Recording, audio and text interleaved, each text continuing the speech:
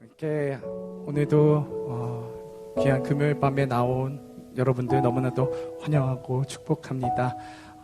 오늘도 주님께서 우리의 상한 마음들 그리고 또 아픈 마음들을 만지시며 그 부족하고 허한 마음들 가운데에 생명의 말씀으로 채우실 것을 믿습니다. 오늘도 주님께서 일하심을 바라보며 주님의 그 채워주심을 기대하며 오늘도 우리가 예배 가운데 나아가기 소망하는데요. 오늘 첫 찬양이 여러분들이 좀 모르실 수 있는 찬양이라서 함께 가사를 좀 나눠보고자 합니다. 가사 한번 띄워주시겠어요? 네. 오늘 첫 찬양은요, 요즘 그 청소년들 사이에서 굉장히 좀 뭔가 인기가 있는 그런 찬양팀인데요. We Love라는 찬양팀의 공감하시네라는 찬양을 우리가 함께 부르기 원하는데요. 가사가 참 너무 좋아서 여러분들과 함께 나누고 싶습니다. 함께 우리 가사 한번 읽어볼까요? 시작. 혼자서만 세상을 사는 듯이 주가 멀어 보이기만 할 때 우리는 바라보아야 하네. 우리에게 오셨던 그 주님을. 주님이 우리의 아픈 마음을 아시네. 가까이서 우리의 아픔에 공감하시네. 우리 가운데 찾아오셨던 그 주님이 우리의 모든 상황에 공감하시네. 우리 이 고백으로 주님께 나아가려 하는데요. 주님이 이런 분이십니다. 우리의 상한 마음들 우리가 주님 앞에 다 내려놓으며 이 시간 함께 주님께 나아갔으면 좋겠습니다.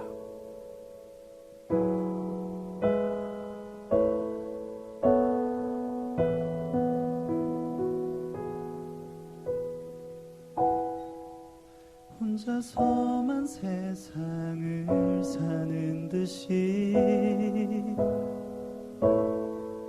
주가 멀어 보이기만 할 때 우리는 바라보아야 하네. 우리에게 오셨던 그 주님을.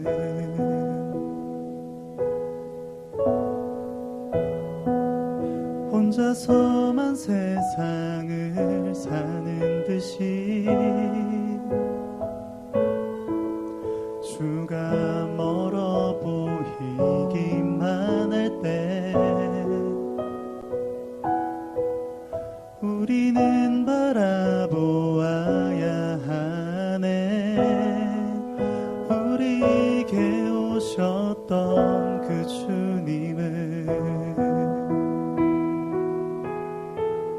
주님이 우리의 아픈 마음을 아시네. 가까이서 우리의 아픔에 공감하시네. 우리 가운데 찾아오셨던 그 주님이 우리의 모든 상황에 공감하시네. 그러므로 우리에게 큰 대제사장이 계시니 승천하시니 곧 하나님의 아들 예수시라. 우리가 믿는 도리를 굳게 잡을지어다. 우리에게 있는 대제사장은 우리의 연약함을 동정하지 못하시리가 아니요 모든 일에 우리와 똑같이 시험받으신 이로되 죄는 없으시니라. 아멘.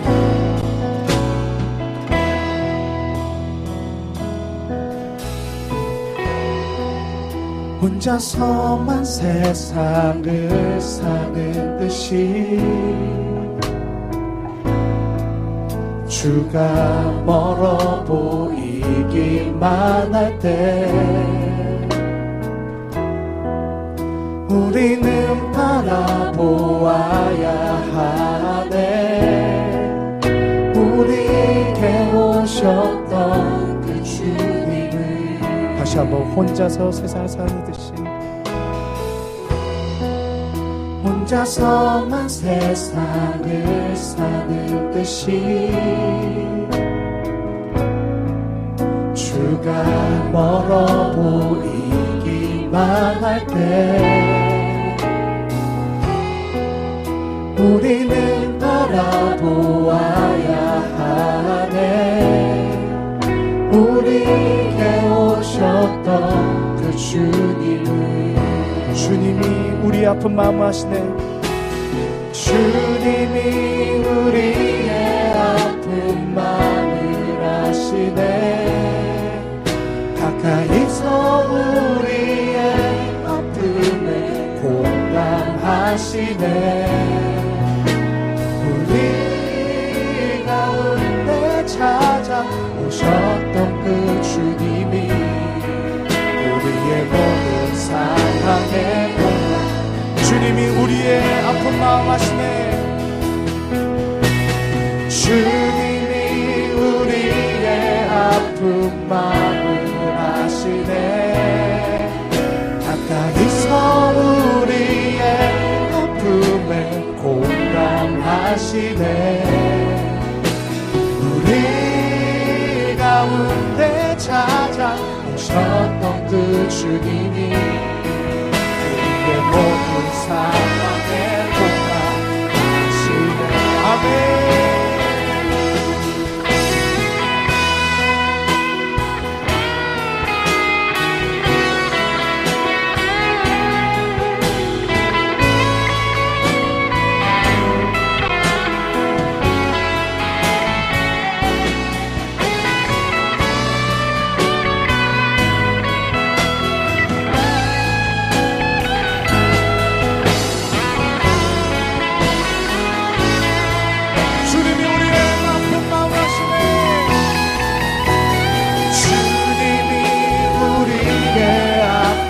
마음을 아시네. 가까이서 우리의 아픔에 공감하시네. 우리 가운데 찾아오셨던 그 주님이 우리의 모든 상황에 공감, 주님이 우리의 아픔 마음 아시네.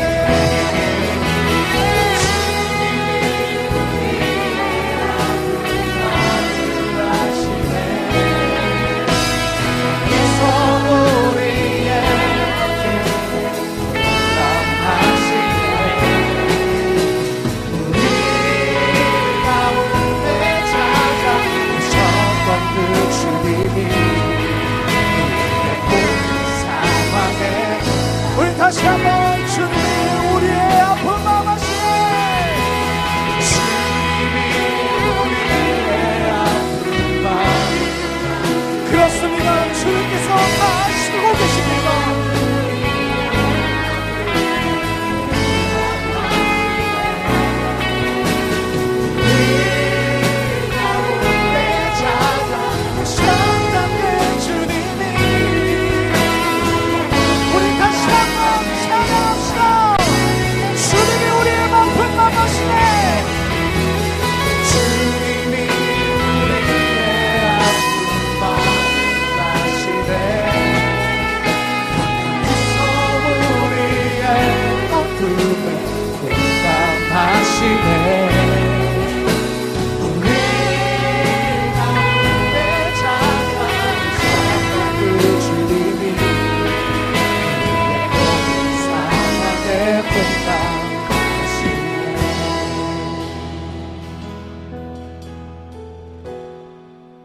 혼자서만 세상을 사는 듯이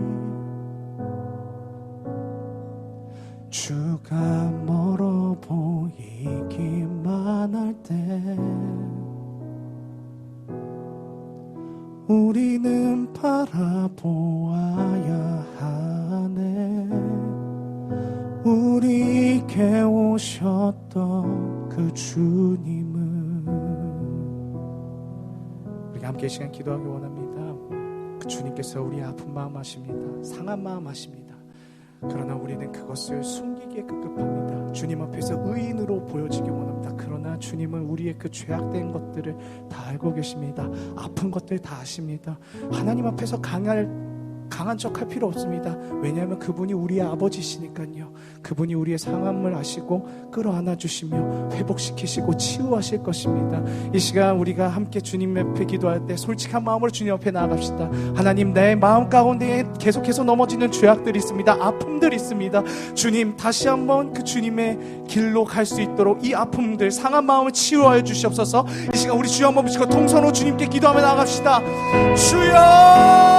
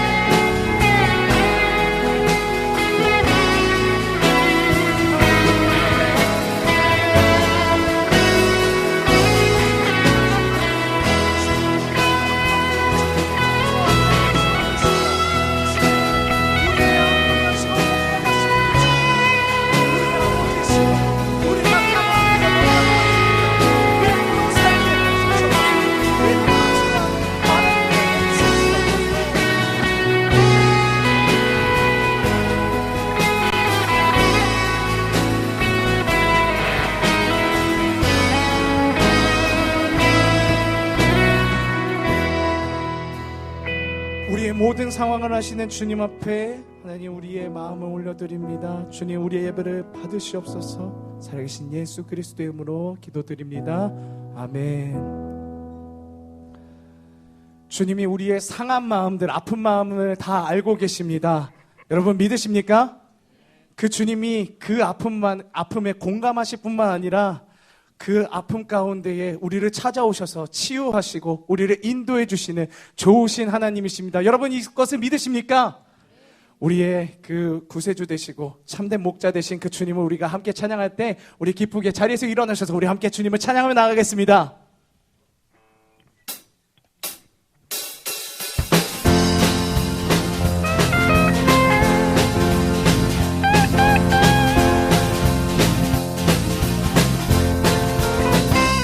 내 진정사모하는 친구가 되신 구주 예수님은 아름다워라.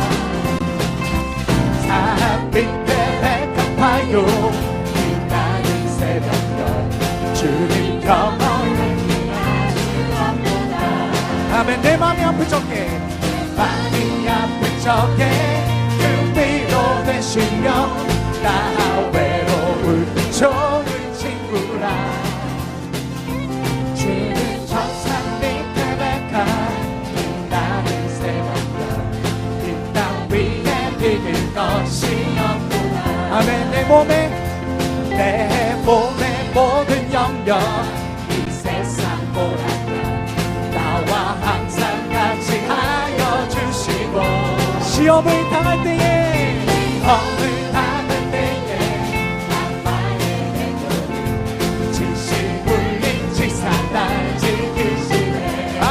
온 세상 날 버려도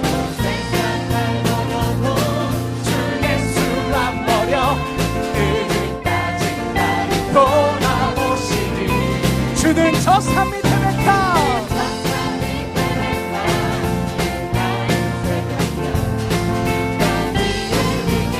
우리 3절로 찬양할까요? 내 마음을 다하여서 내 마음을 다하여서 주님을 따르며 길을 나를 사랑하리니 불을 붙잡고 창거루 허물 주는 높은 산속 내 앞에 신나. 아멘. 영을 먹이시는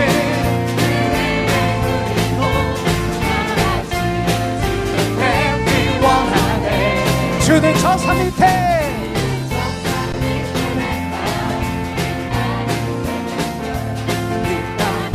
우리 1절 후렴으로 다시 한번 찬양합시다. 내 맘이 아플 적에 내 마음이 아플 적에 그 위로 되시며 나 외로울 좋은 친구라 주는 첫산 믿으니까 이 새벽과 이 가운데 우리 주님의 그 친절한 팔에 함께 안기만 나갑시다. 주의 친절한 주의 친절한 팔에 안기세 우리 마음이 영원하리니 항상 기쁘고 복이 되네 영원하신 팔에 안기세 주의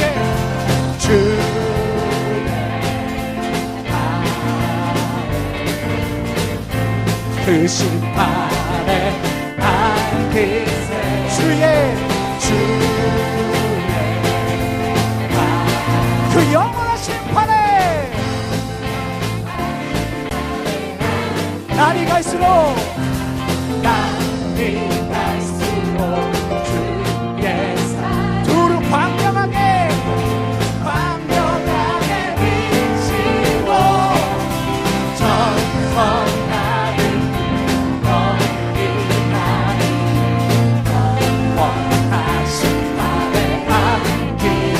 주의 팔에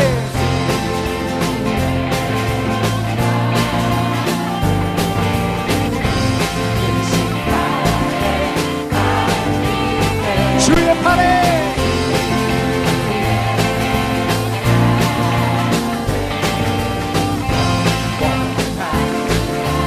주의 보좌로 나아갈 때에 주의 보좌로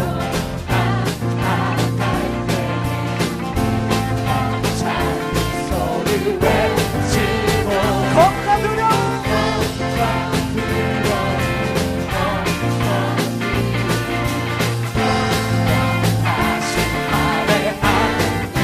주의 팔에 그 주님의 팔에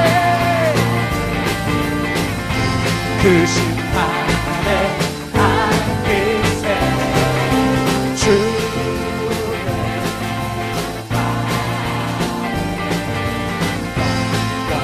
우리 목소리로 한번 찬양할까요? 주의 팔에 주의 팔에 아멘 크신 팔에 안기세 주의 아멘 영원하신 팔에 주의 팔에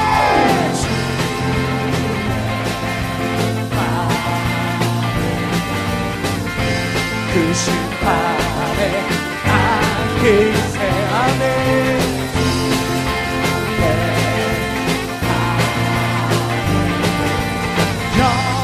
영원하신 팔에 안기세 우리의 왕 되시며 우리의 신실하게 인도하시는 그 구원자 목자이신 그 주님께 영광을 말씀드리시다. 할렐루야. 자리에 앉으셔도 됩니다. 그렇습니다. 이 모든 것이 하나님의 은혜에 있습니다.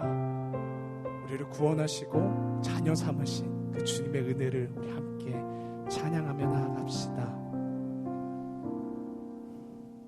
주 나의 모습 보네 상한 나의 마음 보시네 주 나의 눈물 안에 홀로 울던 마음 아시네 다시 한번 주 나의 모습 보네 주 나의 모습 보네 상한 나의 마음 보시네 주 나의 눈물 안에 홀로 울던 마음 것이네. 세상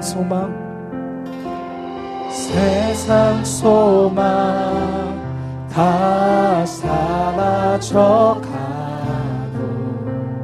주의 사랑은 끝이 없으니 살아가는 이 모든 순간이 주 은혜임을 나는 믿네. 주 나의 모습 보네. 주 나의 모습 보네.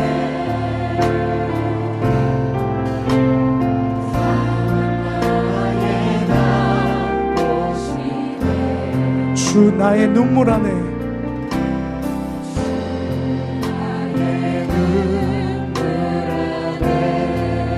홀로 울던 맘하시네.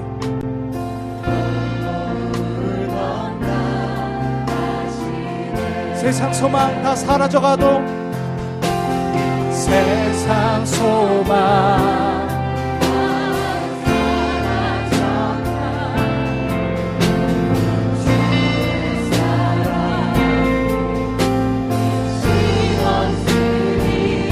살아가는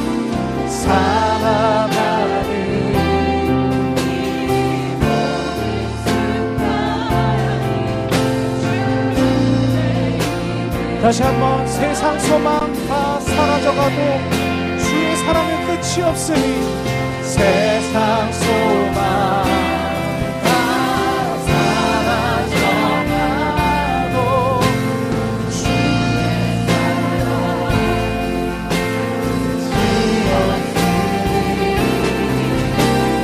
살아가는 이 모든 순간 우리 목소리 펴서 주 사랑 내게 있네. 주 사랑 내게 있네. 그 사랑이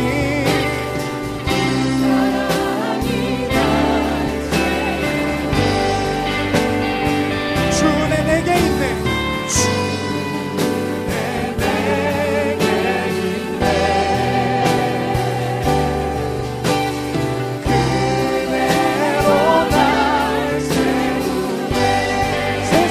다 사라져가고 세상 소망 다 사라져가고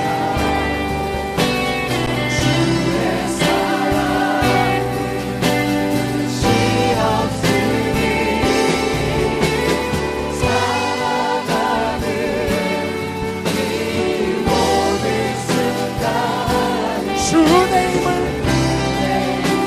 다시 한번 찬양하며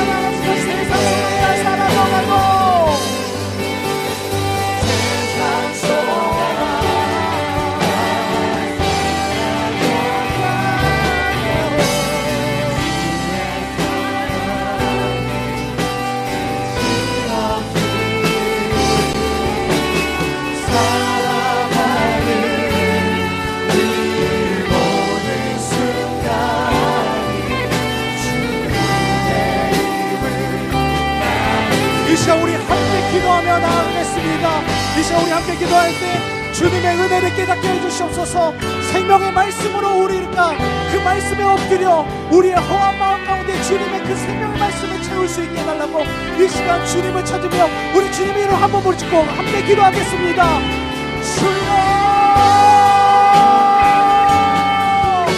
주님의 은혜를 기억하며 주 은혜 가운데 살게 해주시옵소서. 소중한 기도회로 오신 여러분을 진심으로 환영합니다. 앞뒤 좌우로 악수하시고 인사를 나누시겠습니다. 반갑습니다.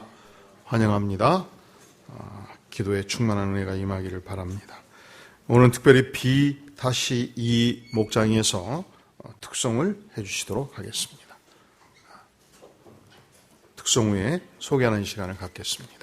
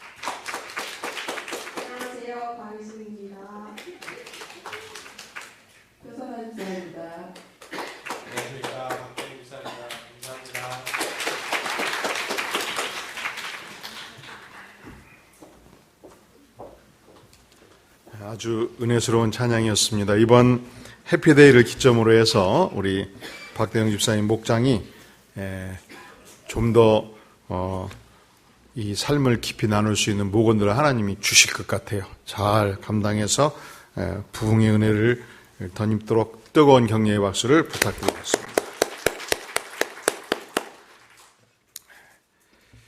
여러분들이 주보 성경 첫 장에 꼭 넣어갖고 다니기로 했지요.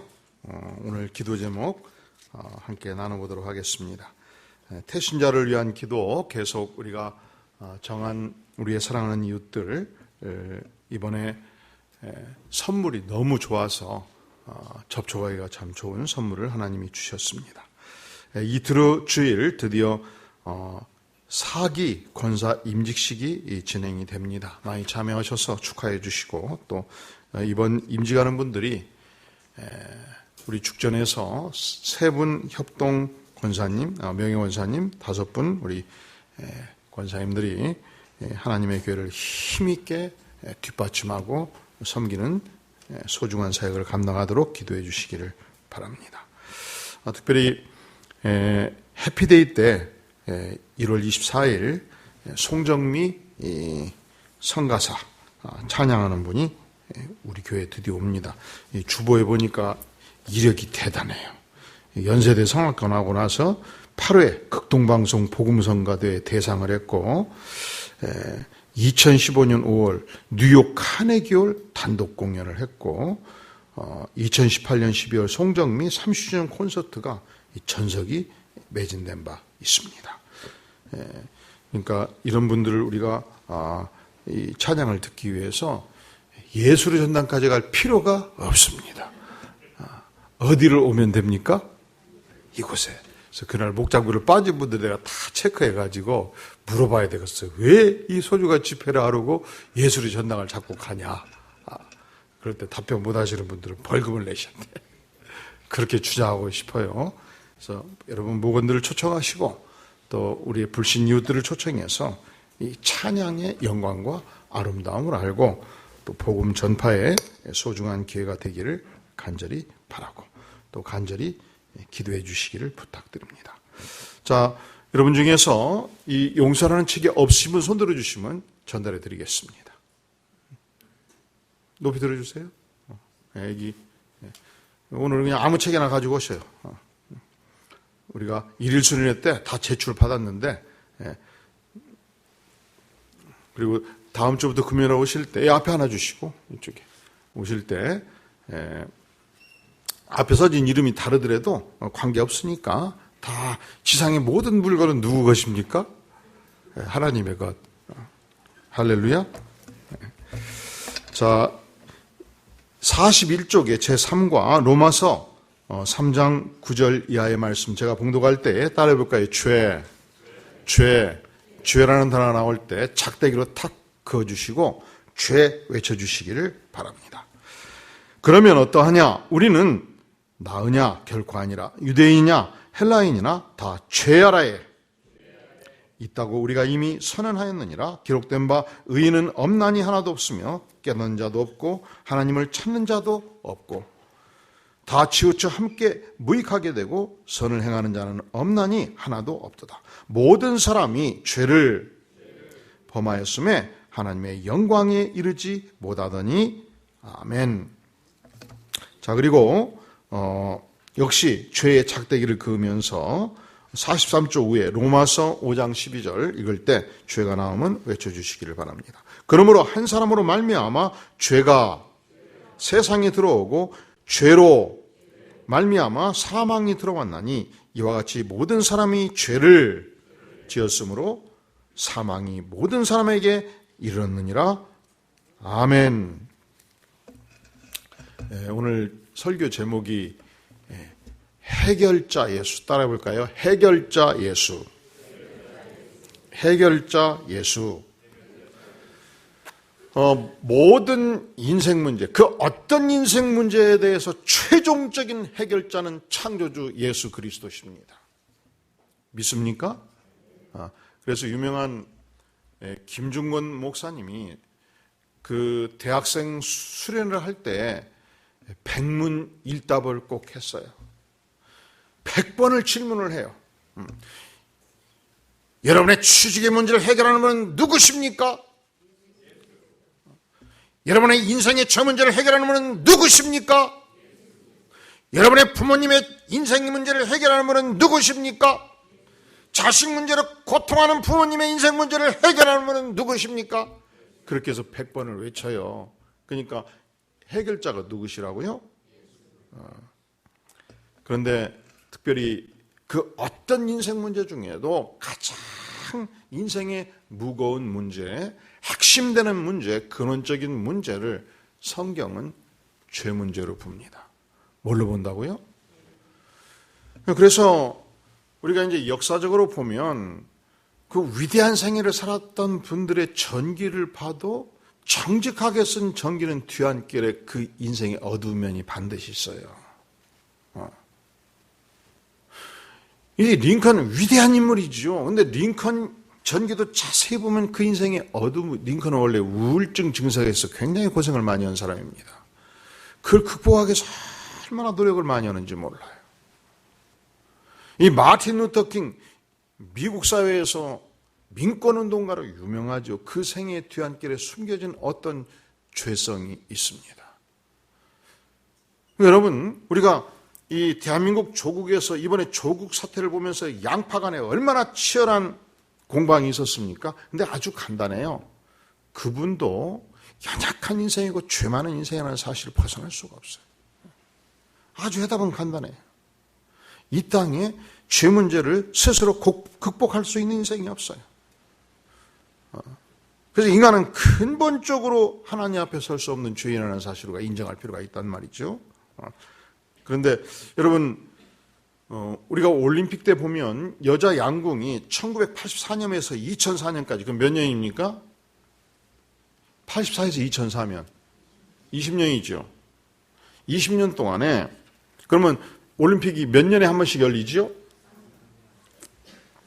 연속 84, 88, 92, 98, 2002 틀려버렸네.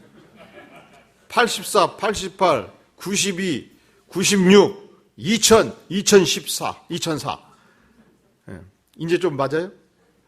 원래 약간 연세가 들면 좀 왔다 갔다 하는 거예요. 이게 6회 연속으로 여자 양궁 분야에서 개인전과 단체전을 전 세계를 금메달로 계속 석권을 해버린 거예요. 그러면 2004년 이후는 왜 그것이 흔들렸냐? 놀랍게도 그 이후에 20년을 전 세계를 석권해버리니까.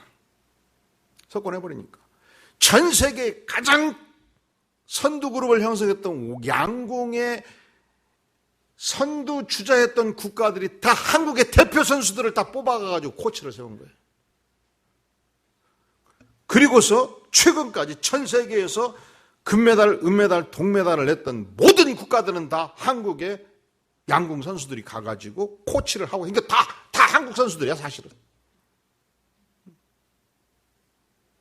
그래서 어떻게 이런 일이 가능한가 해서 여러 사람들이 연구를 했어요. 첫 번째, 하여간 김치 먹은 백성은 누구도 이겨낼 수 없다. 그렇게 주장하는 사람도 있어요. 그런데 한국은 실제로 양궁 선수가 국내에서 500명을 넘지 않는다고 그럽니다. 양궁 자체는 일반적으로 취미 활동하기에는 너무 어려운 경기래요. 여러분 중에서 골프 치는 분들 들어 계시죠. 여러분 중에서 볼링하는 분들 들어 계시죠. 그걸 재미로 즐거워서입니까? 싫지만 억지로 운동해야 되니까 그 일을 합니까?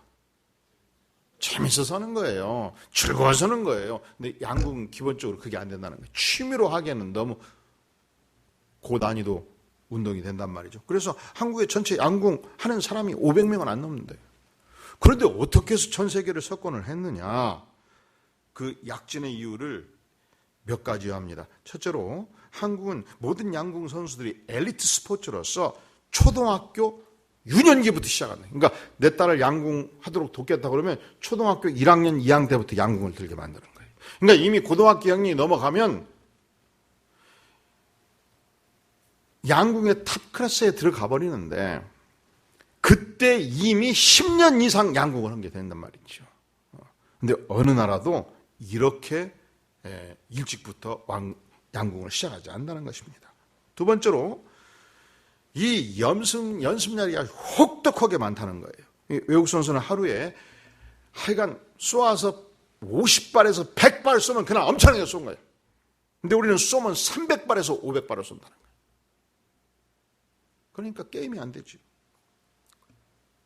세 번째로 한국에서 양궁은 엄청난 경쟁력을 한다는 것입니다. 그러니까 올해 내가 금메달이 땄다고 그래서 내년에 양궁의 한국의 대표 선수가 되라는 보장이 없어요. 급격하게 바뀌는 거예요. 일반적으로 우사인 볼트가 마라톤에서 단거리 100m에서 1등으로 금메달을 따면 보통 4년, 8년 막 모든 대회를 석권해 가잖아요. 양궁은 그게 안 된다는 거예요. 어떻게든지 경쟁이 심한가, 한국 내에서. 그래서 한국의 대표 선수로 선발되면 세계 금메달은 땄다. 그러니까 세계에서 금메달 따는 게 어려워요. 한국의 대표 선수가 되는 게 어려워요. 한국의 대표 선수 되는 게 훨씬 더 어렵다는 거예요. 그만큼 강력한 경쟁력을 간다는 것이죠. 네 번째로 양궁 선수 훈련의 이 정신력과 담력의 훈련이 엄청나다는 것입니다. 그런데 우리는 그런 훈련을 시킬 수 있는 국가 시스템을 가지고 있고 그것이 인권 차원에서 별로 문제가 안 되는 나라라는 거예요. 어떻게 강하게 정신력을 훈련하고 담력을 훈련하는지. 그런데 여러분 양궁을 보면은 멀리 쏘는데 그 보이지 않는 지점에 핵심 중앙을 관형을 맞출 때 10점 만점 그러죠. 그죠? 그런데 여러분 성경에서 죄라고 말할 때 이 죄가 한번 따라해 볼래요? 하마르띠아. 가끔 헬라 하나씩 배워두셔요. 그럼 여러분은 영어하고 한국어하고 그 다음에 헬라하고 가끔 히브리도 같이 드릴 거예요. 4개국 어른 거 아니겠습니까? 최소한.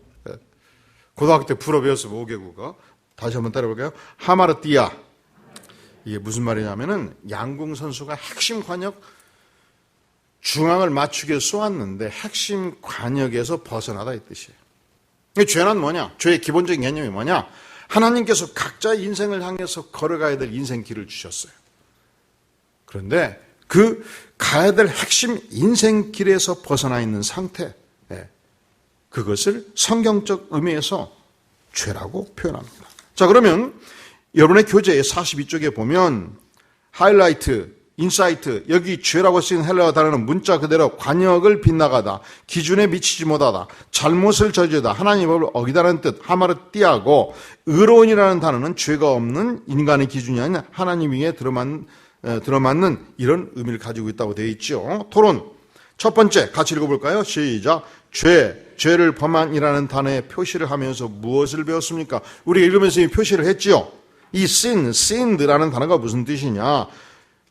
9절에서 보니까 그러면 어떠하냐? 우리는 나으냐? 결코 아니라 유대인이나 헬라인이나 다 어디 아래에 있다고? 죄 아래에 있다고. 그러니까 죄는 뭐냐? 모든 인생이 갇혀 있는 것이에요. 예외가 없어요.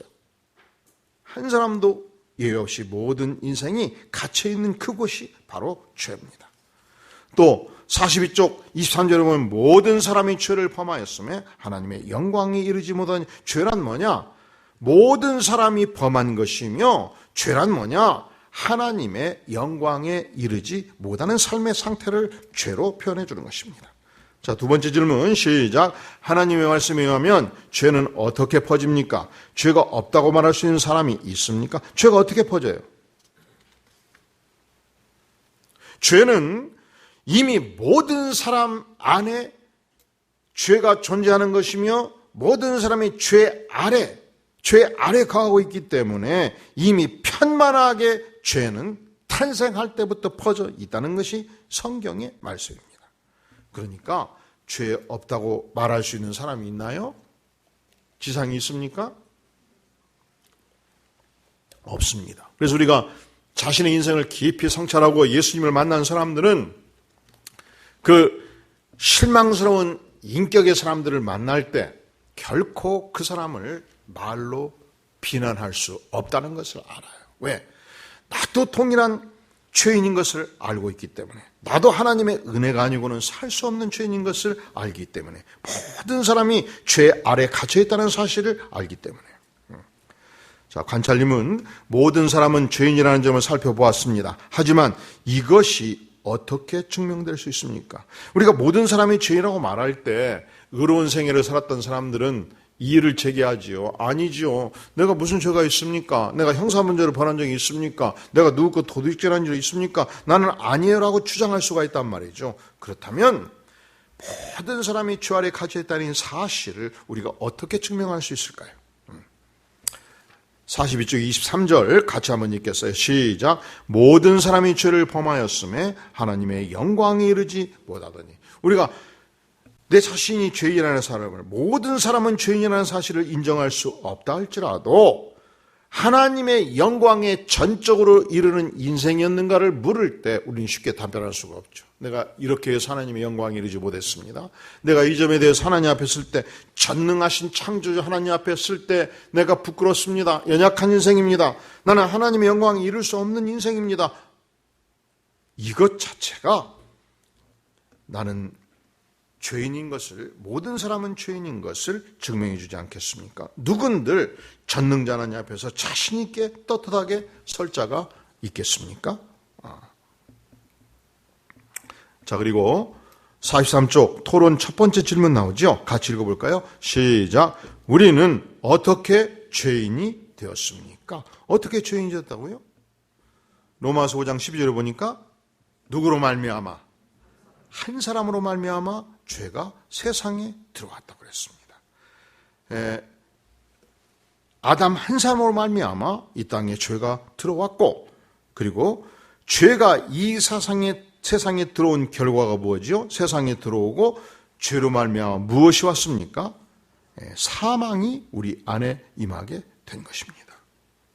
사망이 모든 사람에게 이르게 된 것입니다. 우리는 일정 기간이 지나면 반드시 지상의 생애를 청산하고 지상의 세계를 마감할 때가 신속하게 올 것입니다. 오늘 우리 교우하고 함께 시간을 가졌는데 우리 사역진들이 그런 얘기를 해요. 내가 앞으로 오래 살아야 한 20년 살 건데 가진 거 다 지고 가는 것도 아니고 어떡합니까? 쓰고 가야죠.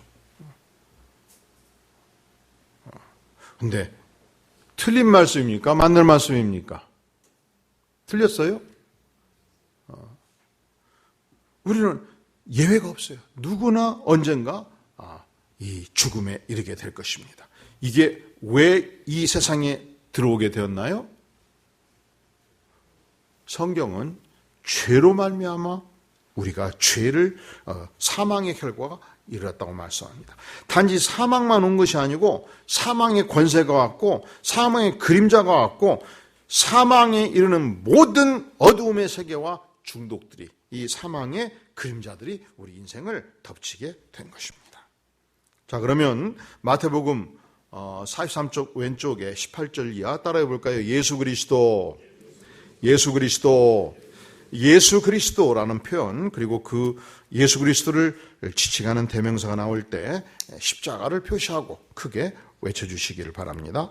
예수 그리스도의 나심은 이러하니라. 그의 어머니 마리아가 요셉과 약혼하고 동거하기 전에 성령으로 잉태된 것이 나타났더니 그의 남편 요셉은 의로운 사람이라 그를 드러내지 아니하고 가만히 끊고자 하여 이 일을 생각할 때 주의 사자가 현몽하여 이르되 다윗의 자손 요셉아 내 아내 마리아 데려오기를 무서워하지 말라.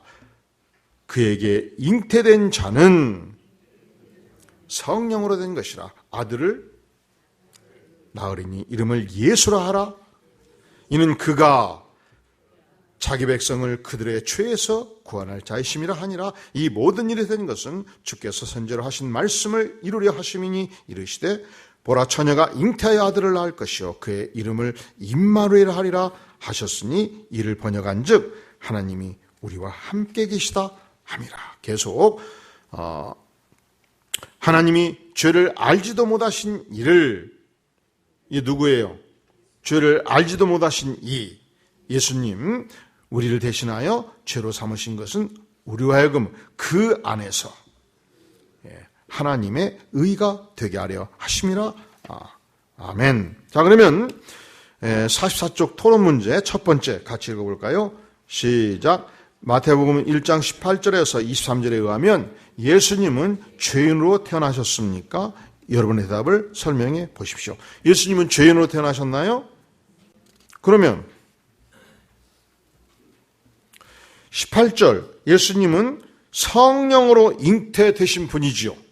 성령으로 잉태되신 분이고 45쪽 위에 고린도후서에서는 하나님이 죄를 알지도 못하시니 이게 누구예요? 예수님은 죄를 전혀 모르시는 분이었습니다. 예수님은 죄와 아무 관계가 없으신 분이었습니다. 예수님은 무흠하신 분이었습니다. 예수님은 의로운 분이셨습니다. 그러니까 예수님은 죄인으로 탄생하지 아니하신 것이죠. 그럼에도 불구하고 예수님은 죄에서 우리를 구원하실 자라 그렇게 말씀하고 있는 것입니다. 두 번째, 고린도후서 5장 21절에 하면 예수님은 우리를 위해 무엇을 하셨습니까? 그리고 그 결과는 무엇입니까? 자, 예수님 우리를 위해 뭘 하셨죠? 21절 아들을 낳으니 이름을 예수라 하라. 이는 그가 예수님이 자기 백성을 그들의 무엇에서? 죄에서 구원할 자심이라. 우리가 도무지 벗어날 수 없는 그 죄의 사슬, 죄의 짐으로부터 우리를 구출해 주신 분이시며 그 결과 우리가 어떻게 된 거지요? 그 결과 죄에서 우리가 구원받은 결과 우리로 하여금 하나님의 의가 되게 하신 것입니다. 자, 45절 상단 예수님께서 죄인이 아니셨다면 예수님은 죽으실 필요가 있었나요? 죽으실 필요가 없죠. 그런데 예수님은 왜 죽으셨습니까?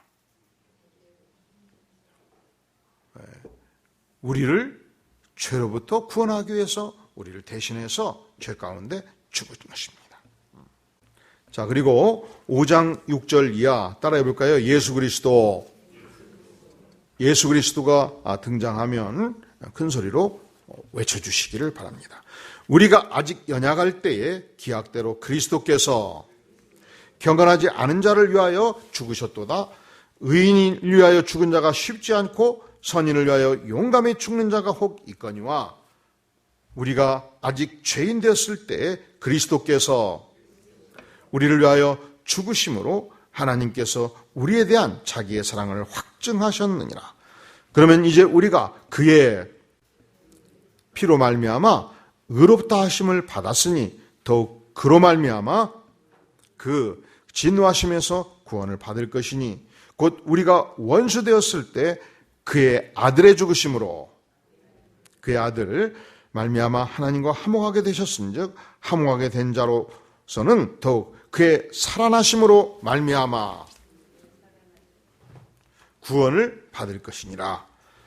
죄의 삭은 사망이요 하나님의 은사는 그리스도 예수 우리 주 안에 있는 주 영생이니라. 계속 전에 악한 행실로 멀리 떠나 마음으로 원수가 되었던 너희를 이제는 그의 육체의 죽음으로 말미암아 화목하게 하신 너희를 거룩하고 흠없고 책망할 것이 없는 자로 그 앞에 세우고자 하셨으니 아멘. 우리는 지금 예수 그리스도에게 표시를 해봤죠. 자, 그러면 질문을 보겠습니다. 여러분의 교재에 46절에서 하나님의 아들 그리스도에 표시하면서 무엇을 배웠습니까? 예수님이 어떤 분인 걸 배웠습니까? 예수님이 어떤 분이셔요? 예수님은 8절 우리가 아직 연약할 때의 기약대로 경건하지 않은 자를 위하여 어떻게 하셨다고요? 죽으신 분입니다.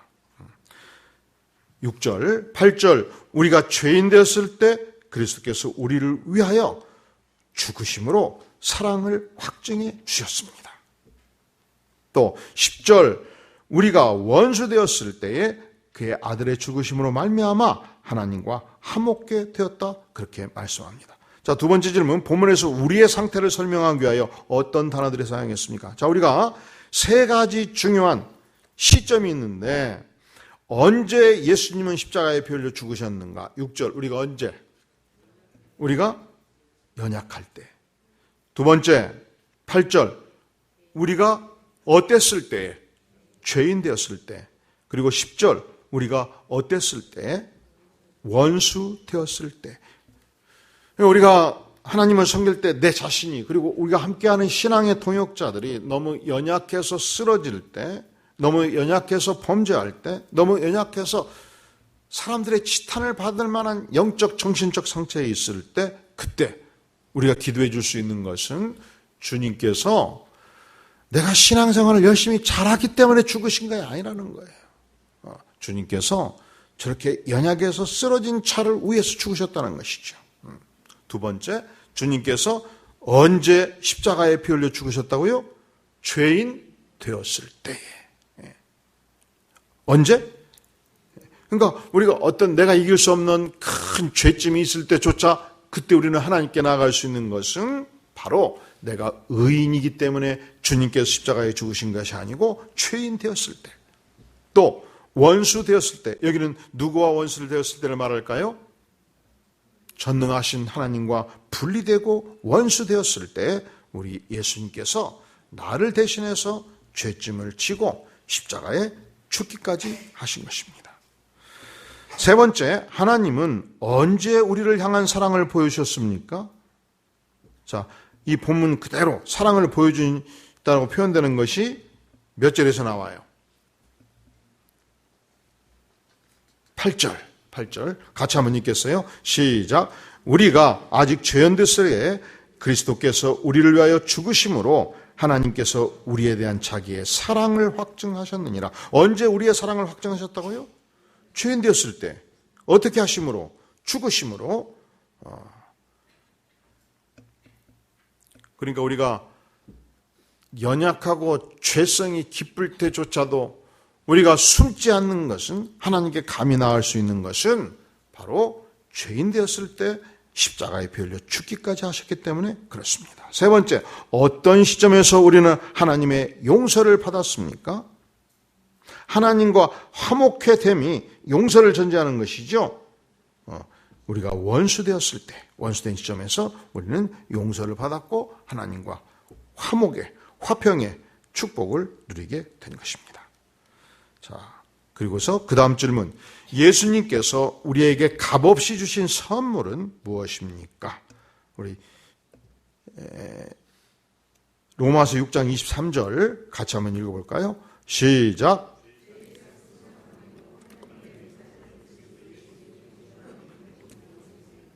우리는 죄로 말미암아 사망 권세에 빠지게 됐고 사망에 이르게 됐습니다. 그런데 하나님의 은사, 이게 하나님의 선물이에요. 하나님의 선물은 그리스도 예수 우리 주 안에 있는 뭐라고요?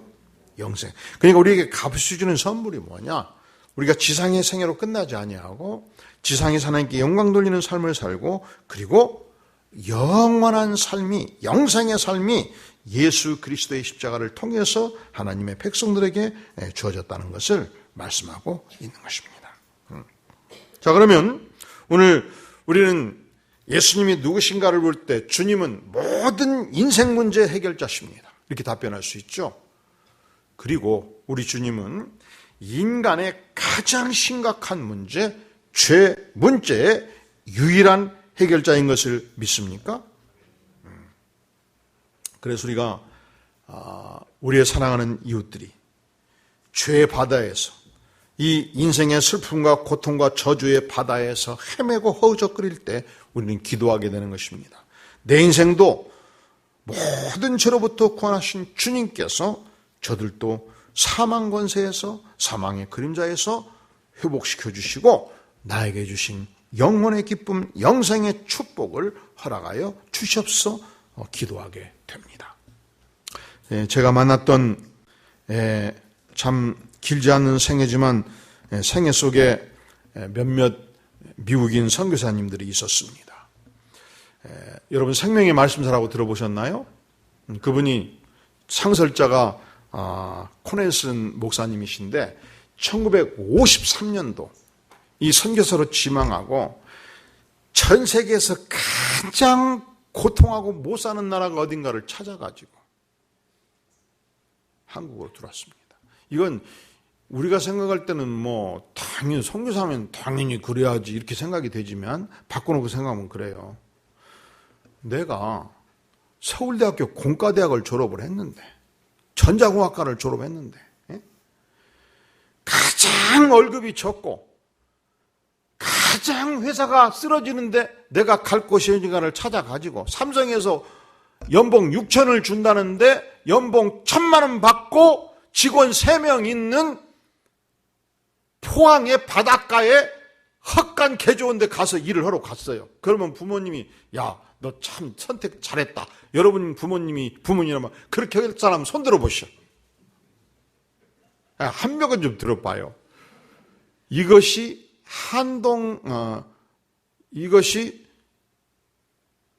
전영창 교장으로 들어봤습니까? 전영창 교장. 거창고등학교 들어보셨나요? 요즘도 거창고등학교가 있나요? 거창고등학교를 창설한 전영창 교장이 교훈이었어요. 교훈. 이분이 미국에서 신학을 공부하고 이제 박사학위 논문까지 다 통과됐는데 유교 사병이 딱 터지니까 비행기표를 딱 예매한 거예요. 이게 교수진들이 깜짝 놀랐어요. 야, 너 한 달만 있으면 박사학위 바꿔가지고 뭐라고 들어가냐? 조국이 망하게 생겼는데, 조국이 아름다운 말인데. 아름다운 말이에요. 조국이 망하게 생겼는데 저에게 박사학위가 무슨 의미가 있겠습니까? 그리고서 비행기표를 예매하고 가장 그날로부터 가까운 날짜를 잡아서 한국에 들어가서 군대를 가려고 하니까 교수들이 두 번째 교수회를 열어가지고 그래도 가면 죽을지 모르는데 학위를 좀 빨리 주자 해가지고 한 사람을 위해서 미리 학위를 줬어요. 그리고서 전쟁통에 자원해서 군대에 종군하고 전쟁이 끝났을 때 당시 한국에서 신학 박사가 몇 명이나 있었겠습니까? 석사 정도만 해도 교수를 할 때인데 한국의 유명한 일반 대학교, 신학대학교 그리고 세문안교회 이런 데서 담임 목사로 신학교 총장으로 모시겠다는 걸 다 뿌리치고 한국의 미래를 위해서 전쟁으로 전체가 패마버리는 한국의 미래를 위해서 무엇이 필요한 거 하나님께 기도하다가 미래 세대를 양성하는 것이 너무 중요하다. 근데 대학을 들어가면 머리가 너무 커졌고 머리가 연결지 않는 청소년들을 학습하는 걸로 하나님께서 인도를 하시고 기도하던 차에 거창고등학교가 부도가 나가지고 인수자를 모집할 때 이 양반이 자기 전 재산을 들여서 그 학교를 인수해요. 그리고서 열심히 성경을 가르치는 달마다 복음을 증거하고 성경을 가르치는 철저한 신앙 양성소로서 학교를 수립을 하는데 신앙이 좋으면 하나님의 영광을 나타내면 예수님에서 죽고 살고 하면 공부를 잘하겠습니까? 못하겠습니까? 1번 잘한다. 2번 미쳐 달쳐갖고 예수님께 미쳐 달려가 공부를 안 는다. 몇 번이요? 1번 손 들어주시오. 2번 손 들어주시오. 그러면 여러분 내 아들이 열심히 주님을 사랑하고 교회 생활 열심히 하면 절대로 말리지 마시오. 여러분 유선자예요. 조국 너무 뭐라고 마시오. 다 손 들었는데 왜 애가 열심히 신앙생활 하려면 말려. 야, 대학 들어가서 열심히 해라. 고등학교 때는 그냥 바쁘면 그냥 주위도 빠져. 대학 가면 할 수 있으니까.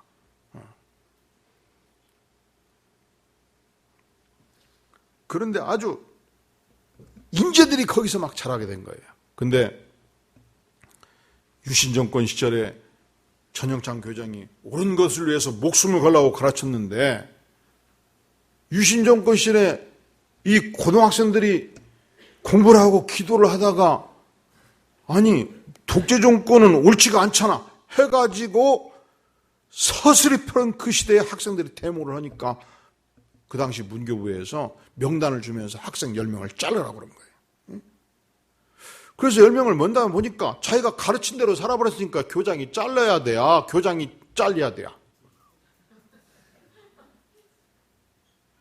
근데 지금은 자유 대한민국이기 때문에 이걸 자유롭게 얘기하면 그때는 교장도 죽고 살고 하는 때예요. 학생들을 한 사람 면담해 보니까 학생들을 자를 이유가 전혀 없는 거예요. 옳은 것을 위해서 목숨을 걸라고 누가 가르쳤어요? 그러니까 애들은 옳은 것을 위해서 목숨을 걸었거든. 그래서 문교부 요청해. 나는 학생들 다 면담했는데 내가 저들의 목을 칠 이유가 하나도 없다. 저들은 옳은 것을 위해서 주장했을 뿐이다. 그랬더니 문교부가 교장 파면장을 내는 거예요. 그 파면을 당한 거 보니까 자신도 옳은 것을 가르쳤고 문교부가 부당하게 학생들을 자르라 해서 안 잘랐을 뿐인데 내가 잘못한 것이 없잖아요. 그래서 소송을 제기한 거예요. 근데 1심 재판이 열릴 때 군민들 전체가 나와가지고 응원을 해버린 거예요. 유신 정권 시절에 전영창 교장이 그렇게 자기가 옳은 것을 위해서 목숨 걸고 싸웠던 인물이에요. 그런데 역시 코네슬 목사님도 하나님께 기도하면서 주님 제가 어디를 가야겠습니까? 기도했더니 하나님께서 가장 가난한 나라, 가장 소망이 없는 나라, 그 나라를 찾으래서 찾고 찾으니까 GNP가 가장 열악하고 거지가 많고 소망이 없는 나라가 대한민국이니까 거기로 온 거예요. 이 선교사님 훌륭하지 않으세요? 훌륭하지요? 그리고서 관동대학교를 세우고 또 열심히 기독교 인구가 자라가는 걸 보면서 이단들이 이렇게 자라가는 걸 보면서 양질의 신앙교육과 이 성경교육이 필요하다고 생각을 해서 문서 선교운동을 펼치기 위해서 이 생명의 말씀사를 세우고 1950년대, 60년대, 70년대까지는 기독교 출판사가 딱 하나였어요. 생명의 말씀사. 다른 데는 출판사가 있어도 거의 이름도 없었고 거기서 양질의 좋은 책들을 만들어가지고 전국의 젊은이들과 목회자들이 그 책을 양서 삼고 열심히 신앙생활했던 시절이 있었습니다. 그런데 그분이 그렇게 강한 단체를 세워서 딱 65세 되니까 과감하게 내부 후계자들을 다 한국인으로 양선하고 위임하고 미국으로 들어가 버린 거예요. 훌륭하지 않으세요? 또 제가 만났던 인물 중에 전주 예수병원 원장이었던 데이비드 실 박사, 그분도 가장 못 사는 나라, 이분이 미국에서 의과대학을 수석으로 졸업한 분인데 주님 이 한 몸 어디서 선교하겠습니까? 물었더니 제일 못 사는 나라가 어디요? 대한민국. 말이 대한민국, 큰 나라잖아. 대한민국. 말이 대한민국이지. 그때는 정말 소국 중에 소국이었죠. 그리고서 한국에 들어와서 전주 예수병원에서 풀철주야 가난한 자들 병 고치고, 이분이 뇌 종양 분야에서는 1950년대에서 80년대까지 세계적인 권위자였어요. 어떻게 수술 환자가 밀려오는지 점심 저녁을 빵과 우유로 때우면서 세월을 보내고, 가난한 환자들이 오면은 치료해주고 조용히 뒷문을 열어서 나 잠깐 소표로 갈 테니까 알아서 도망가세요. 병 오는 게 적차가 심한 거예요. 그러니까 그냥 휴가만 나면 미국의 전국의 교회를 다니면서 모금운동 해가지고 가난한 병자들을 고치고, 그리고 그가 70세 은퇴돼가지고 미국에 들어가서 자기 가산 전체를 예수병원에 헌납해버리고 말년에 먹고 살 것이 없으니까 야간 당직 의사라면서 말년을 보냈어요.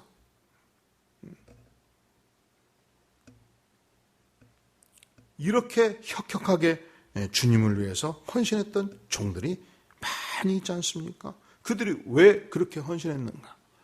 나 같은 죄인을 위해서 죽기까지 하신 주님의 은혜가 너무 커서, 주님 내가 이 죄사함의 은혜를 내가 받은 자로서 어떻게 살아야 되겠습니까?